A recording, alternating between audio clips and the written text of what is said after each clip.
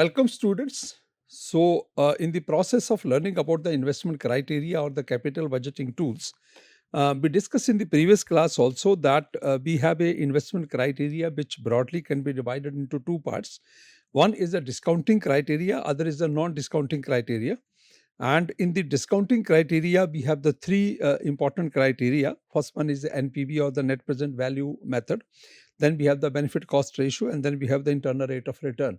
So these are the three discounting criteria, and then we have the non-discounting criteria, that is a payback period method and accounting rate of return. So in this particular component, in this say investment criteria, discounting criteria, we take into consideration the time value of money and we discount the cash flows, cash outflows as well as the cash inflows to arrive at the NPV as zero when we have to accept or reject the project. So we have to discount the cash flows because as per the time value of the money or according to the time value of money, cash flows have to be equated. The outflows as well as inflows have to be equated with each other. So we go for discounting of the cash flows. Under benefit cost ratio also we do the same thing, and under the IRR we discount the cash flows. There are some differences. In the NPV we know the discount rate, but under the IRR we have to find out the discount rate. In case of the benefit cost ratio also we know the discount rate, which is normally the weighted average cost of capital. We discount the cash flows with the weighted average cost of capital, which is called as a discount rate. So we can discount the cash flows and try to compare the present value of the outflows with the present value of the inflows, or vice versa, and try to see whether the project is worthwhile or not. Under the non-discounting criteria, we take the absolute cash flows. We do not discount them. We do not count for the time value of the money, and we take the absolute cash flows, means as and when they are going to be available to us. We sum them up and we try to find out under the payback period method. We try to find out that in how many years our investment is going to be recovered. And under the accounting rate of return, we try to find out that what is the average rate of return or accounting rate of return available from this investment proposition. But we are not taking into account the time value of money. So we have discussed in detail this entire investment criteria. We have discussed in detail in the previous class. Just for the reference purpose or establishing the connectivity, we are just referring to this particular maybe the structure here. Now we will discuss all these techniques, discounting and non-discounting techniques, one by one. And the first technique is the NPV, net present value method. And as the name indicates, net present value, NPV, it means the total present value of the cash outflows, right? Cash outflows, the present value of the cash outflows equal to the present value of cash inflows. So we have to find out that situation and try to find out that NPV, net present value, has to be zero, right? So we have to see that how many years or when the NPV, or maybe from the given cash outflows and inflows, is the NPV becoming zero in the expected period of time or foreseeable period of time, or it's not becoming. If it is zero, fine. More than zero is better. But if it is less than zero, maybe the NPV is negative, so we are going to reject the investment option.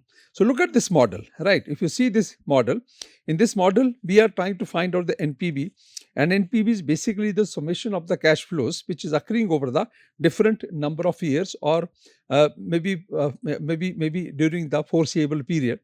And we are discounting it, that is by 1 plus R. R is basically the discount rate, or maybe R you call it as, what is R? R is basically it is the weighted average cost of capital. So we have because we have the funds from the different sources. They are borrowed, they are their own funds, maybe internal and external sources. So the cost of these funds is different. So we calculate the weighted average cost of capital, that becomes our R. And when you discount the cash flows with the weighted average cost of capital, because the logic here is that your required rate of return has to be equal to the expected rate of return, or expected rate of return has to be equal to the required rate of return. So what is your expected rate of return? Your expected rate of return is basically the weighted average cost of capital, that how much cost you are paying for your capital, minimum you should be able to recover that much from the project. So that is called as a WACC, weighted average cost of capital. So to equate the cash outflows and inflows, present value of the cash outflows with the inflows, we use this weighted average cost of capital as R, we discount the cash flows coming over the different duration, different years with this weighted average cost of capital, and from that discounted value of the cash inflows, maybe coming annual cash inflows, you can say, coming at the end of the different years, we sum them up and subtract the initial investment. So it means initial investment is basically the cash flow or the present value of the cash outflow, and this cash means sum of the cash inflows, present value of the cash inflows. So when we subtract the one from the other, so finally we try to arrive at a situation where the NPV becomes zero. So present value analysis is very simple as far as the model is concerned. It's very simple, very interesting and very useful technique. So we can use it for evaluating any investment options. So in this case, to understand application of this net present value very clearly and carefully, we have one example here, and with the help of this example, we'll try to find out that how do we calculate the NPV, net present value. So it is given here, for example, the net present value of the project is the sum of the present value of all the cash flows, sum of the present value of all the cash flows associated with the project,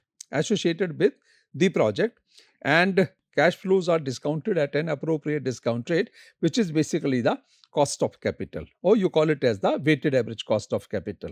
So if the capital is coming only from the one source, then it is a cost of capital.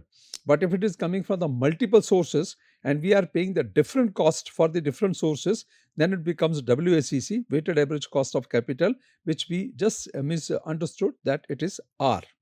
So look at this. This information is given to us that Mohan Enterprises capital investment project. This information is given to us. And in this information, you can find out this information pertains to the total number of years is the 0 to 5.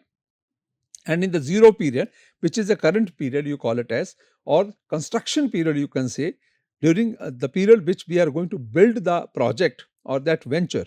So that is called a construction period. And during the construction period, we have a cash outflow of the 1 million rupees or 10 lakhs, because the sign here is negative. And negative sign indicates that it is the outflow, the funds are going out of the entrepreneur's pocket or maybe from the entrepreneur's kitty, where they have raised the funds from different sources. So this is the entire cash outflow which is going out in the 0 period. It is signified by minus sign, and discount rate, normally we are going to discount the cash flows with the weighted average cost of capital of 10%, and then we are going to calculate the present value, right? So when it's a 0 period, it's a current period. Construction period is a current period. It's not going to be maybe go out of our pocket maybe after 1 year or so. It's going out in the current period. So it means 1 million is equal to 1 million. And here the discount factor we have taken is 1. And finally, the total final present value of the cash outflow of the 1 million, 10 lakhs is equal to 10 lakhs, because it is in the present time, in the current time. And no say loss because of the time value of money is experienced here or seen here. So here 10 lakhs are equal to 10 lakhs. So total investment, the requirement of this project is 1 million 10 lakh rupees.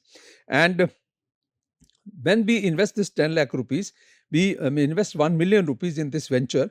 So after that, it becomes operational, functional, and we start working on the project, the production or maybe the generation of services. And first year's cash inflow comes up as 200,000 rupees. Then second year 200,000 rupees, 300,000 rupees, 300,000 rupees, and fifth year is the 350,000 rupees. This is a foreseeable period for which we can easily calculate the cash flows. As I told you that we work out the say projected financial statements for the 10 years minimum. But in this case, for example, maybe it was not possible. So we have only worked out only for a period of 5 years. But better it is we work out for, in the practical sense, we work out for 10 years, and on the basis of that projection for the period of 10 years, whatever the cash flow comes up, that would be really maybe helping us to take the relevant decisions. But in this case, we are seeing that we have only 5 years to make estimates or calculate the total NPV, and then we are discounting it against this 10%. So if you discount 2 lakh rupees with 1 plus R, so it means how we have done it. So the equation works this: 2 lakh rupees divided by 1 plus r, and when you replace this r, so it means it is 1 plus, so you call it as the 0.10, right? So this way we are going to discount it, and when you go for the second year, then we are going to say 2 power 2 power 3 power 4 power 5 like this, so over the number of years. So we are going to discount the cash flows, and in this case year 2 we again have a 2 lakh rupees of the cash flow, so it will become that now you will raise the power 2 here. So it will become power 2 here, and then automatically we have put the power 2 here. Third year the cash flow is 3 lakhs, fourth year is the cash flow is the 3 lakhs, and fifth year the cash flow is the 350,000 or 3,50,000 rupees. This is a discount factor we have found out from the present value interest factor table, PVIF table. And this discount factor first is 0.909, second year 0.826, third year 0.751, fourth year 0.683, and fifth year 0.621.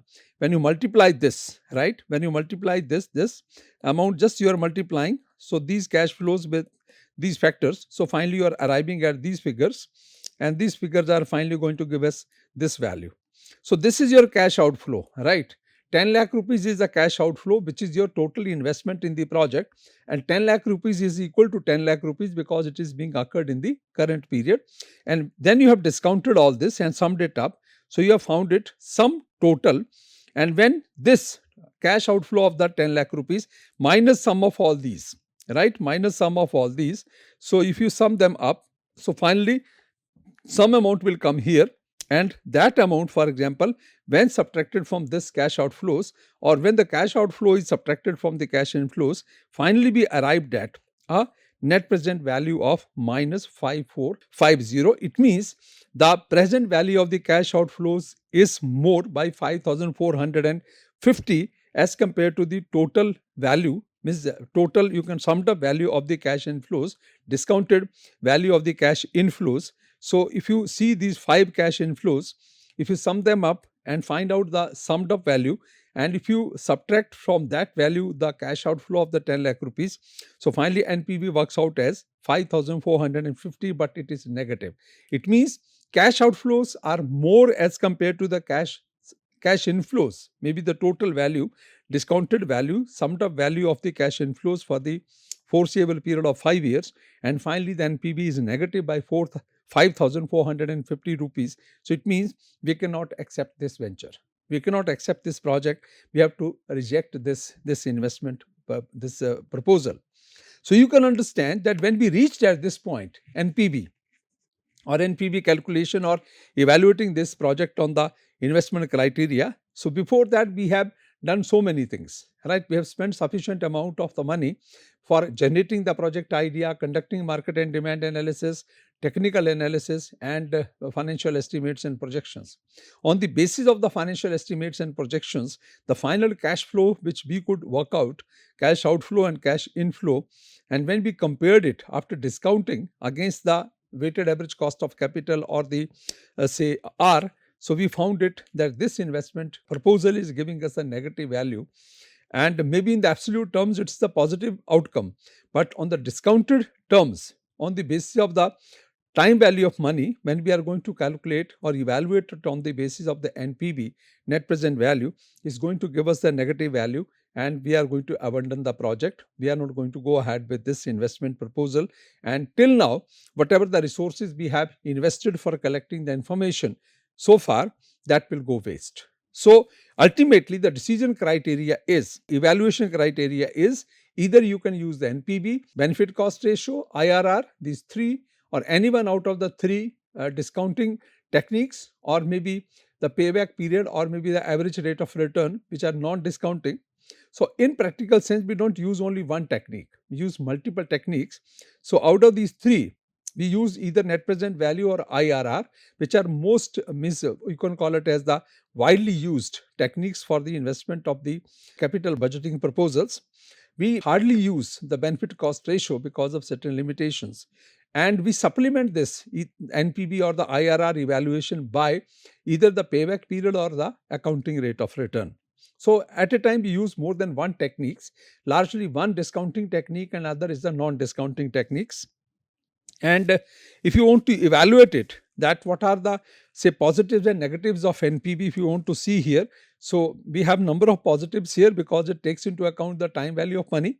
NPV, it takes into account the time value of money. That's why the real outcome has come out, and we have found out that in the practical sense is going to give us the negative value, and cash flows of the entire foreseeable period are taken into account and scarce with the objective of the wealth maximization, because ultimate purpose of any entrepreneur, any businessman, is the maximization of his wealth.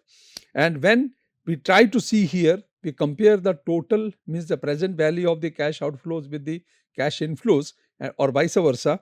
We try to see, we try to find out whether we are able to achieve the basic objective of the, say you call it as the value maximization or not. There are some negatives also, that for example it's an absolute measure and not a relative measure, right? So when you talk about this particular limitation of this method, so there are certain limitations which are not possible to be taken care of. So we normally go by the NPV value, right? We go by the NPV value, that the project which is giving us the highest NPV value, that project is going to be very relevant for us. But there can be number of factors involved in it, that for example you see that in one project the cash outflow is say you call it as the say 5 million rupees, and cash inflow is the 5.5 million rupees, so net difference is only half a million, and NPV would be in that case just 5 lakh rupees or the half a million rupees. But in the other project, for example, there is a investment requirement. Initially the investment requirement is you call it as very less, say you can say that the investment requirement is 20 lakh rupees, 2 millions, and the total value of the say present value of the cash inflows is the 3 million. So that's going to give you the better say outcome. So NPV would be more in that case. So that would be one possibility. Or you can reverse the situation, that for example the initial investment is 50 lakhs and the outcome is maybe that sum of the say discounted cash flows is total of the cash inflows is 60 lakhs. So you are getting 10 lakh rupees as the NPV, whereas in the other investment proposal the total investment is 2 millions, 20 lakh rupees, and it's going to give you the return of, for example, 2.8 million. So 8 lakh rupees of the NPV is going to be there. But we will go by the project which is giving us the higher NPV, and that is the 10 lakh rupees.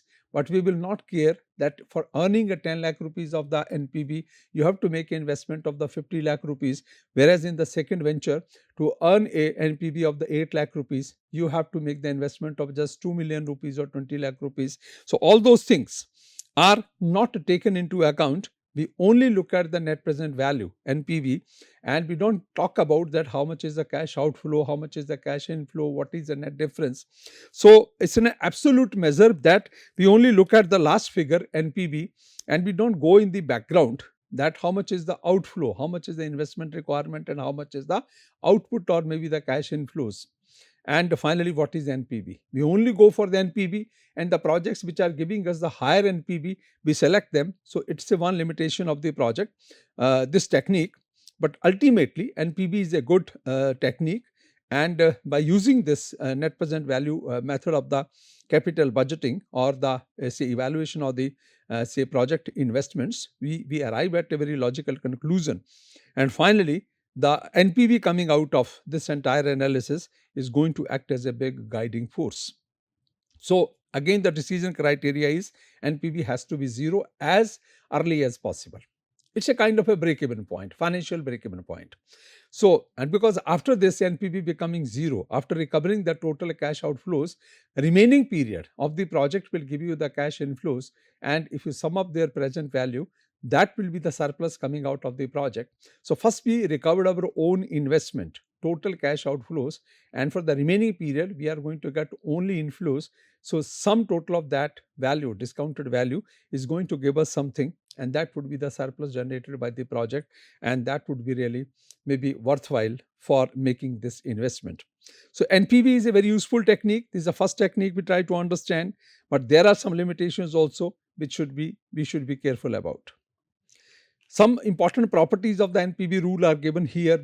It's quickly we'll see it. NPV are additive. If, for example, if you want to say make investment, you have, say, for example, surplus 10 million rupees or 1 crore, and you want to invest it into not into one project but into multiple projects. So to find out the total say value generated by the different projects can be found out by adding that total NPV of the different projects which we are undertaking with this investment of 1 crore rupees. So that is possible, and the NPV can be added together, and the total NPV coming out of the different ventures can be calculated. Second important positive is the, or the you call it as a property, is the intermediate cash flows are invested at the cost of capital. This is again a very good property, because whatever the cash flows are occurring to us, we don't see pocket them, but we reinvest them back, and at the cost of capital we are going to get the return on that. And NPV calculations permit the time varying discount rates. So it doesn't remain fixed. If the cost of your capital goes up, you can change the discount rate. If the cost of your capital goes down, you can change the discount rate and finally calculate the NPV. And NPV of a simple project decreases as the discount rate increases. So this is a reciprocal relationship. So when you increase the discount rate, NPV will come down because your required rate of return has increased. So when the required rate of return increases, but the cash inflow from the project doesn't increase. So what will happen? That your expectations from the venture has increased, the inflow from the venture is not increasing. So finally, you call it as NPV will go down. So if you want to increase the discount rate and you want to keep the NPV constant, so for that purpose you have to increase the cash inflows also. But for example, inflows are remaining static, discount rate is you are changing. If it is going up, NPV will go down. If you are reducing the discount rate, your NPV will go up. So all these properties are there which can help us to effectively evaluate the investment proposals with the help of NPV or NPV technique, and we can finally arrive at the conclusion that whatever the outcome of this particular technique is, that's going to be very useful in evaluating the new investment proposals. Then we have to talk about the next technique quickly, and that next technique is the benefit cost ratio. So when you talk about the benefit cost ratio, means practically this is not very much in use because of certain limitations, but it has many positives also. But still, means we use either NPV more or internal rate of return more as a, say, project evaluation tool, or maybe the capital budgeting evaluation criteria. But still, this is something in between these two techniques, NPV and IRR. And benefit cost ratio also helps us to evaluate new investment proposals effectively. And if you talk about the benefit cost ratio, so the formula given here is the benefit cost ratio, BCR, is equal to PVV divided by I. So PVV is what? Present value of the benefits. And what is the benefits? Cash inflows. So we calculate the present value of the cash inflows and divide by the initial investment. We divide it by the initial investment, and finally we calculate something which is called as the benefit cost ratio. And then when you subtract 1 from BCR, right, when you subtract 1 from the VCR, this one for example, so you arrive at the net benefit cost ratio. So we have to find out, like NPV, out of this benefit cost ratio, we will have to calculate the net benefit cost ratio. And again, the rule of, say, decision criteria, or the rule of decision is that this NBCR has to be minimum 0. If it is more than 0, it's very good. But if it is less than 0, then we will not take into account, will not go ahead with this, and we will drop the proposal if we are evaluating this project with the help of the benefit cost ratio. So it is the PVV is the present value of benefits, I is the initial investment. Tool is very simple, very, you call it as easy to use, but it has certain limitations, and because of that we don't find it more valuable as compared to the NPV or the IRR. So just to understand it, you see here that in any venture, right, in any venture, for example, we have the total investment requirements of, say, 1 lakh rupees, 100,000 rupees, right, in the 0 period, right. This period you call it as the 0 period or the 0 year, right, you call it as the year 0. So in this year 0, we are going to make investment of 1 lakh rupees, and over the 4 years, means in the next 4 years, subsequent 4 years, we are going to get a different cash flows, a stream of cash flows which are different, right. First year we are going to get some amount, so that's a 25,000. Second year we are going to get the 40,000 rupees. Third year we are going to get 40,000 rupees, and fourth year we are again going to get the 40,000 rupees of the cash inflow. So in this case now, one is the cash outflow, which is called as the initial investment, and four are the cash inflows, which are the benefits coming out of this project. And finally, to calculate the benefit cost ratio BCR, we are discounting first the inflows, because this investment is equal to 1, right? We are not discounting it because it is in the zero period. This is in the zero period, so 1 lakh is equal to 1 lakh. So what we are going to do here is, we are going to discount only the cash inflows because they are coming over the period of time. First cash inflow of 25,000 rupees is coming to us at the end of the year 1. Second is coming at the end of the year 2, then at the end of year 3, then at the end of the year 4, right? So we are discounting them, and discount rate is given to us, the cost of capital is given to us here is, this is 12%, right? And when you are discounting it, so this will be discounted 25,000 divided by 1.12, 40,000 1.12 power 2, 40,000 1.12 power 3, 50,000 divided by 1.12 power 4, and whole is divided by this 1 lakh rupees because it has the same value, because it is being incurred in the current period.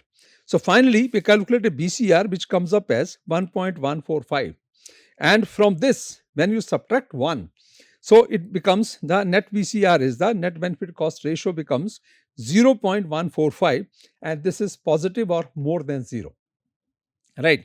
So minimum decision criteria is 0. If it is minus or if it is plus. So if it is minus, we will reject the proposal. If it is 0, we can accept it, and if it is plus, we can certainly accept it.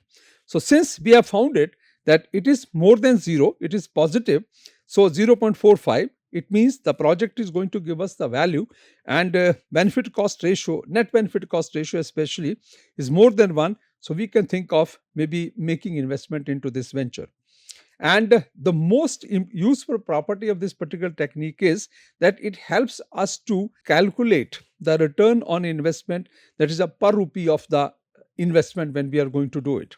So you can call it as, for example, it is written here that measure the bang per buck, means the return on each rupee of the investment we are going to make here.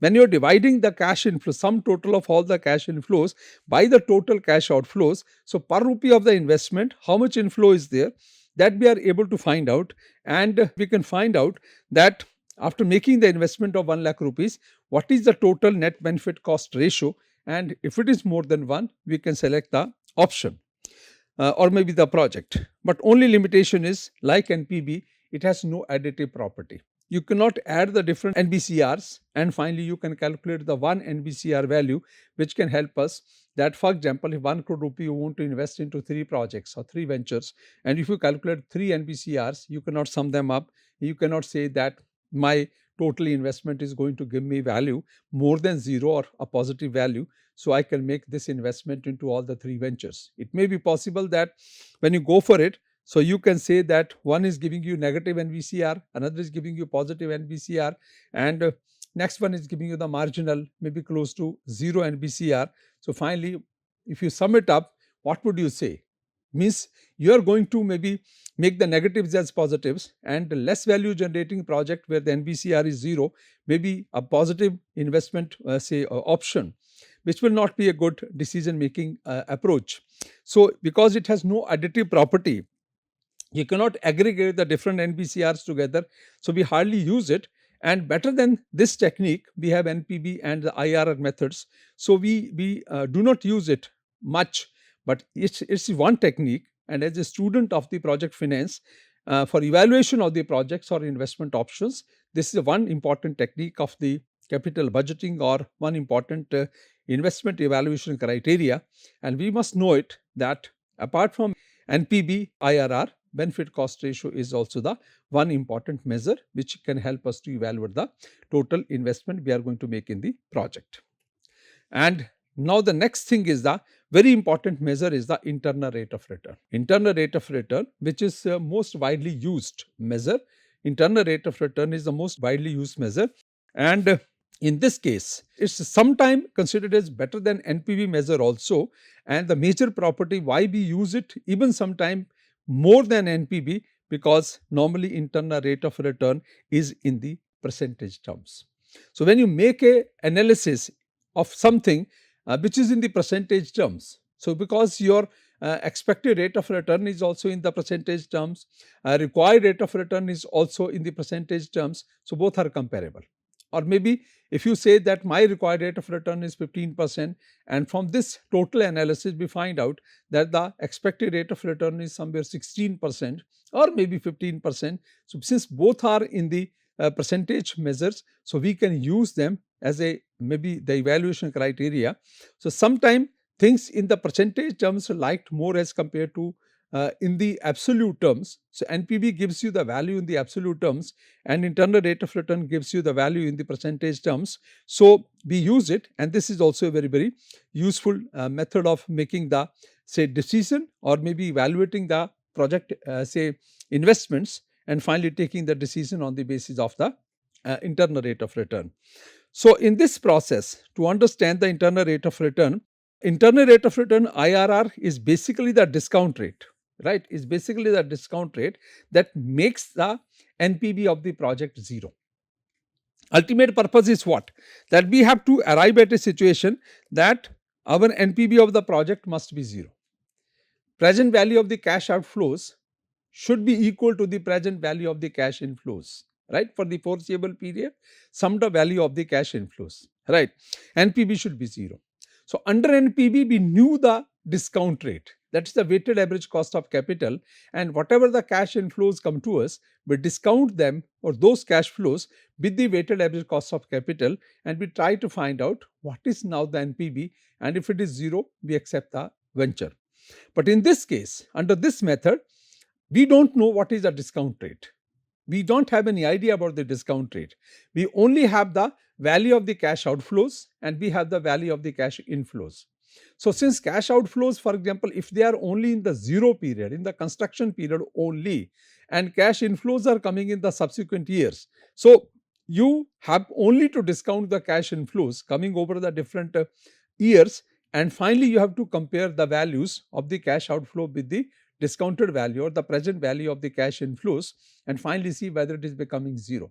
If, for example, the NPV is more than zero, so you would increase the discount rate. If it is 15% currently, then you will discount the cash flows at 16%. If it is less, then you will reduce the say discount rate. For example, it is going up in negative, so you will reduce the discount rate and try to find out that at the 15%, or for example, if your required rate of return is 14%, so you first tried the 15% where it gave us a negative value, so we will reduce the discount rate and try to discount it at the 14%, and then we'll see whether it's becoming zero or not. So at the 14%, for example, the NPV is becoming zero, so we will say that internal rate of return available from this venture is the 14%, and it is the expected rate of return. My required rate of return is also 14%. It means I can go ahead with the venture, because if I calculate the NPV under this discount rate for the given cash flows, it would certainly become zero.